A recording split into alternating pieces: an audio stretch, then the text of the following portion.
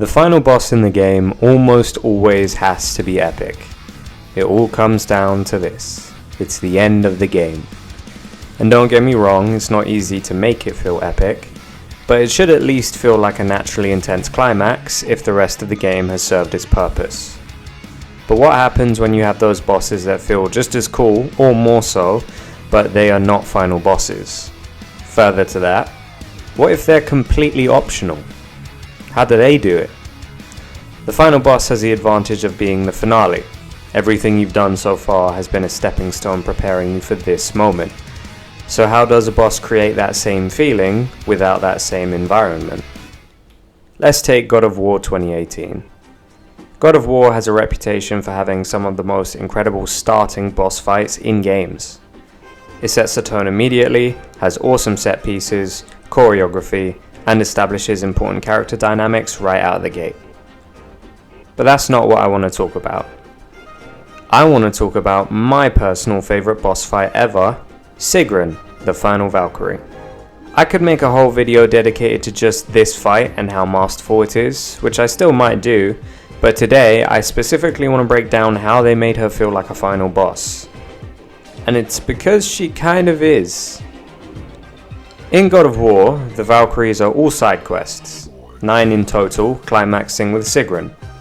Many of them cannot be accessed until you progress through the main story, which helps pace them as if it's a main quest. They're not just spread out in the story, but also across the map, making it feel like a journey in itself just to get from one boss to another, which also gives each boss a unique arena.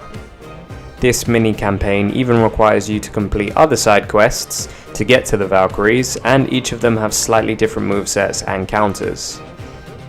In other words, the Valkyrie quests have everything a main quest needs: exploration, plot, pacing, other side quests, increasing difficulty, and of course, the final boss.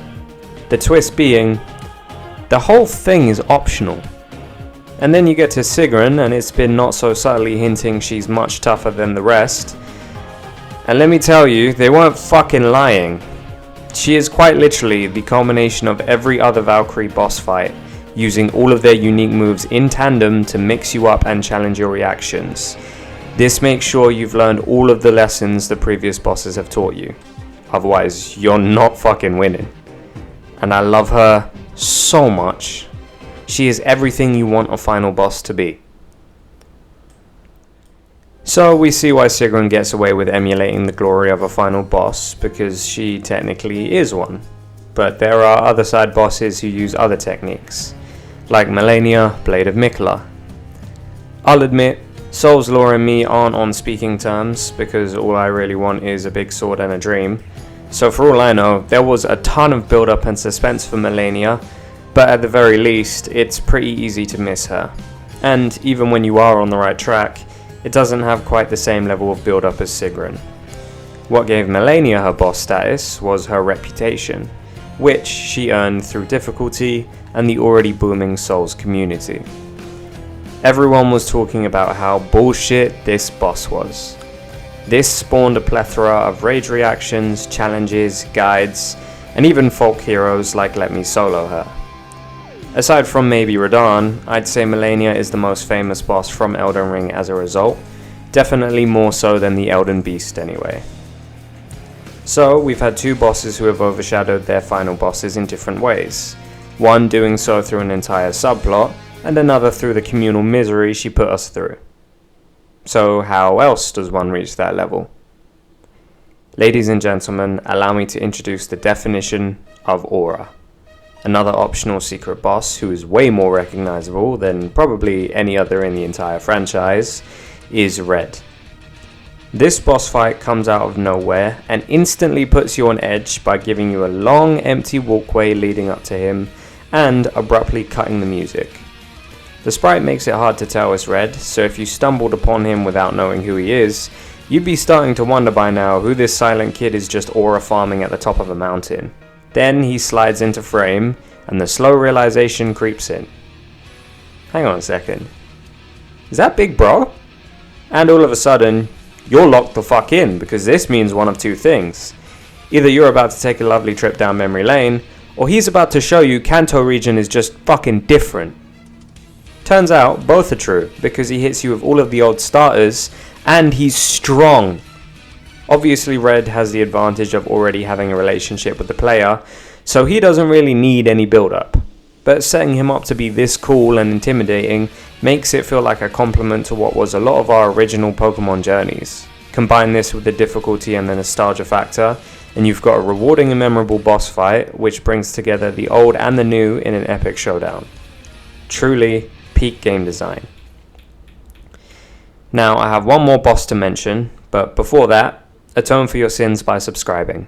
Otherwise, our last pick of the day, Sans, will make sure you pay for them.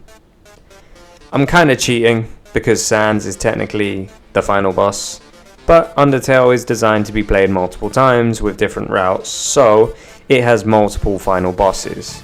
And the true final boss is Azrael, so fuck you, I'm including Sans. Anyway, Sans is goofy for the majority of the game, and everything about his design just makes him seem like a tired stoner who's super chill and likes messing with his brother. There are slight cracks every now and then which allude to something more dark and sinister, but it's pretty easy to brush them aside as him just messing with you. Especially if this is your first playthrough and you don't know that Toby likes subverting expectations more than women in Thailand.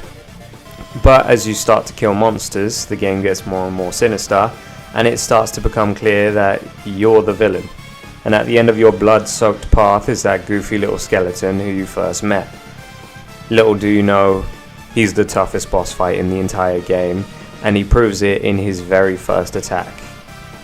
These all definitely add to Sans and why he's so iconic as a character and a boss fight, but the reason why I think he overshadows the real final boss is because he encompasses the themes of the genocide route perfectly. This goofy little world full of monsters who aren't really monsters was suddenly turned into a cruel bloodbath because you, the real monster, destroyed everything in sight. Papyrus didn't give up on you even at the end, but Sans isn't Papyrus. And after seeing what happened to his purer-than-life brother, as well as everybody else, he's not the same goofy little skeleton anymore. He is a direct consequence of your actions, and it feels so heartbreakingly evil when he confronts you about it. Which is what the genocide route is really all about. Where Sigrun, Malenia and Red achieve their boss status through build-up difficulty and nostalgia, Sans achieves it through personifying the story even better than the actual final boss. And I think it's the first time a lot of us were rooting for the enemy. To summarize, there are some bosses who are so excellently crafted that they can outshine the final bosses in their respective games, and there are multiple ways to do it. As I said, my personal favourite is Sigrun, but let me know if you have any other bosses that you think are way more memorable than the finale, because there are plenty more out there that I have not mentioned yet, and I would happily do a part 2. Thanks for watching, and I will see you soon.